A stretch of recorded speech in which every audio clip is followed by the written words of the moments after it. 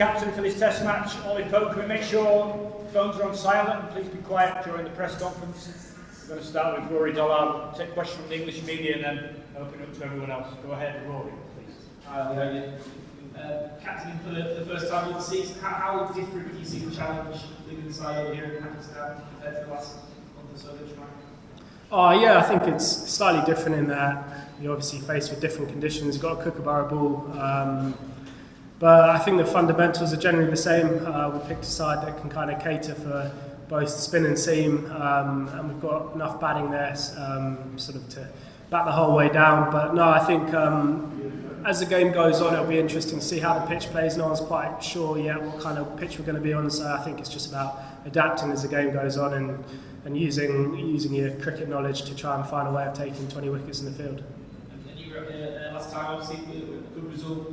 Last time, are you taking some stuff from that in terms of how about pins and how the team tried to sort of almost manufacture the game and sort of opportunities? Yeah, absolutely. I think the way Ben led in that Pakistan series a couple of years ago was phenomenal. I think obviously took a big risk in that first test, which paid off. And the nature of the pitch kind of dictated that if there was going to be a result, there was going to have to be a play made like that. So, yeah, like I said, depending on how the pitches are, that is going to sort of depend on what I choose to do in the field and whether we bat or bowl first. But I think it's going to be, no one's 100% sure what surface we're going to be on, so it might be fairly English conditions to start, and then with the heat it might break up as the game goes on. So it's just about adapting to that as a captain as well. Debuted a pretty good run of it for England recently in terms of certainly the balls picked up a fair few wickets. You've got Brian McCarthy for the first time here. Just a bit of your experiences with Brian and what you think he lends to the team.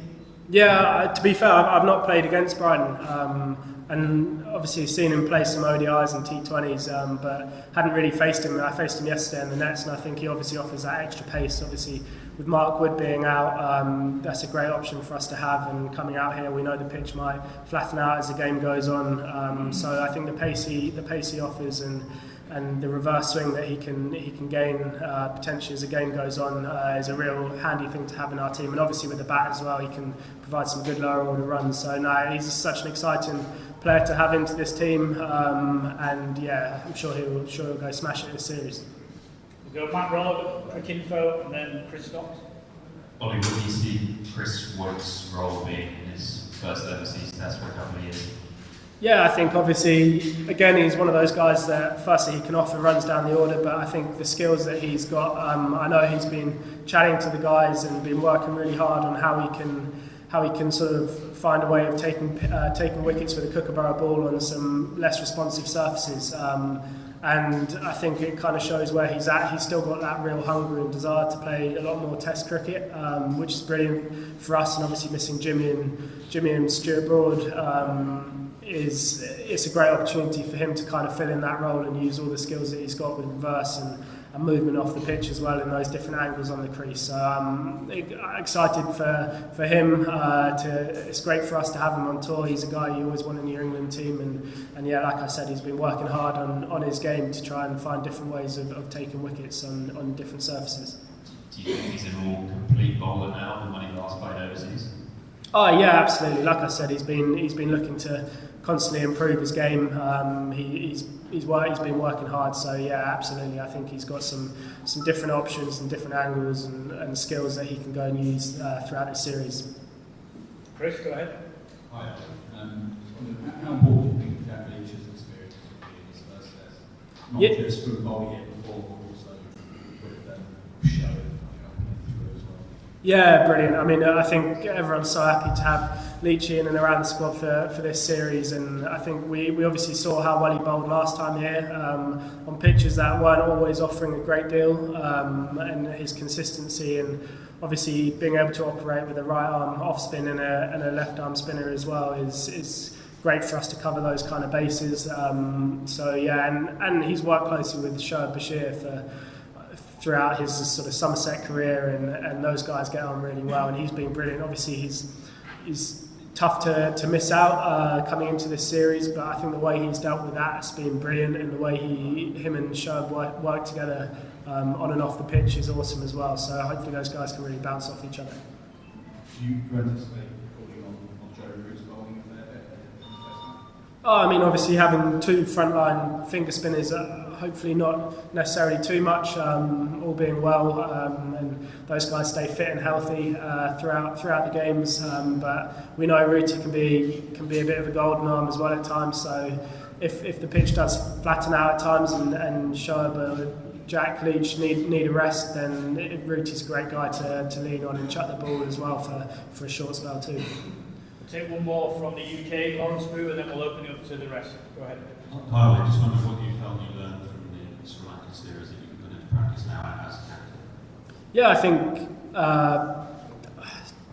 that constantly on the way I was kind of just learning on the job.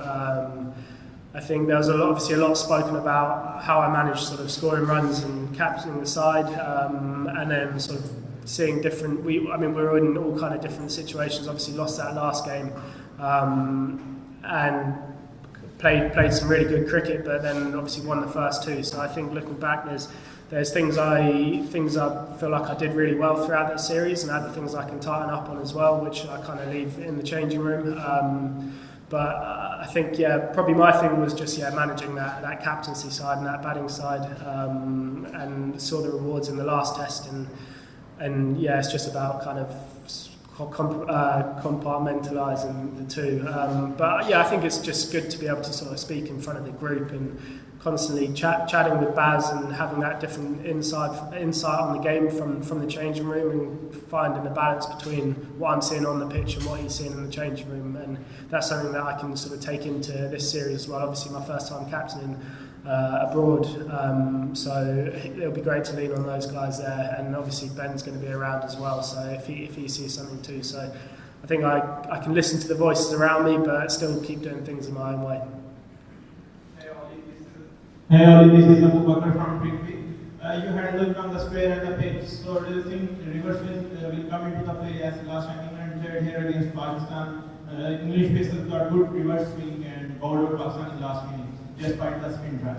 Yeah, I think obviously there's not the pitch is fairly grassy around it, so it's not necessarily going to be a pitch that reverses from the 10th, 15th over, but depending on, especially with the heat as well, if the pitch does dry up, then we might see some reverse swing as later on in the innings, later on in the game. But at the minute, it doesn't necessarily look like it will reverse loads at the start. But obviously playing in near 40 degrees, so those conditions could change throughout the week, and that's just something we're going to have to adapt to on the way. Behind you, go ahead. Hi Ollie, this is Abdul Hanan from Liverpool. So I have a question that in last time when you came, James Anderson was part of the squad, and he was a very, very experienced cricketer for you throughout his career. So now he is not in this side. So how this will affect as a bowling unit, because inexperienced bowling unit needs a leader. So one question is that, and you being Stokes, when last time he came here, he had a very good record here, and you are not the captain of the team. So how will you cope up this pressure? Yeah, I think firstly, obviously, Jimmy did an amazing job when we were last out here. The way he bowled was phenomenal. The control that he provided us as a team, and the skills with his reverse swing bowling were brilliant. And of course, any side was going to miss Jimmy Anderson, but at the same time, we've obviously seen this summer that guys can step up and fill in for him. Obviously, as we were talking about Chris Wokes just now, obviously the skills that he's got, probably operating at a fairly similar pace, but he's been working hard on his skills, so he can step up and be that real leader of the attack. And then we've obviously got Gus Atkinson off the back of a really hot summer. A bit of extra pace with him and Bryden Cast too. So I think we've got the skill set to fill that gap that Jimmy's left. Obviously, it's never going to be easy, but it's going to be a great opportunity for those guys to learn and to bowl in some different conditions as well, and use their pace and their skills too. Only it's an old phenomenon that if you want to do good in subcontinent, you need to have good spinners. Jack is coming out of injury, and Shoaib is very young. Do you think that you have good quality spinners to disturb Pakistan? Yeah, I think Jack's been fit now for about 6 months, so he's been bowling a lot this summer. So that's great that he's got that under his belt, and I think the way Shoaib Bashir and Jack Leach has bowled on their previous subcontinent tours, Shoaib in India start of this year, I thought he was phenomenal. The control that he provided and the skills that he's got, and it doesn't get sort of much of a tougher challenge. They're obviously some of the best players of spin, and the way he kind of stepped up to the plate as a lead spinner in that India tour was brilliant, and I'm sure he'll be looking to do the same with Jack Leach here, who's got the experience of bowling in India, obviously Pakistan and Sri Lanka as well, and yeah, we've got some, they're highly skilled bowlers, so yeah, I'm sure they'll go and show that throughout the series. Last one at the front, please. Ollie, what difference do you see in the Pakistan team from the one you played against in 2022? Other than that, they have 2 Australians in the backroom staff and an Australian curator. Yeah, I think they've obviously not had their strongest run recently, but we still see they're a highly skilled side. Obviously, with the Australians obviously on the pitch, so we'll see if the pitches are slightly different. But there's a lot of the same faces in that squad, and I know, like I said, they've not had the easiest ride recently, but they're a team full of highly skilled players. Obviously, guys like Shaheen, Naseem Shah, they're very good bowlers and batters, and they're going to be looking to sort of make their impact on this series. So yeah, they're a team that we don't treat lightly at all, and yeah, we'll hopefully play our best cricket, and fingers crossed we're on the right side of the result at the end of the week in the series. Thank you, thanks everyone. Cheers, Ollie. Cheers, guys.